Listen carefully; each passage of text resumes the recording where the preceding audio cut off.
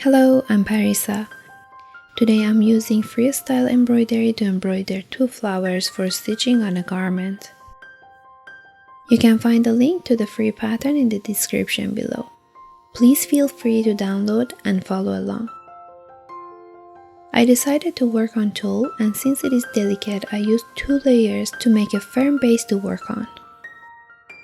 But I will be careful not to pull my thread too tight while stitching because I can easily tear it and ruin my work. I use a tension hook to make sure my tulle stays in place and does not slip. For the first layer of stitches, I use 3 strands for each color, and I do not focus on blending them.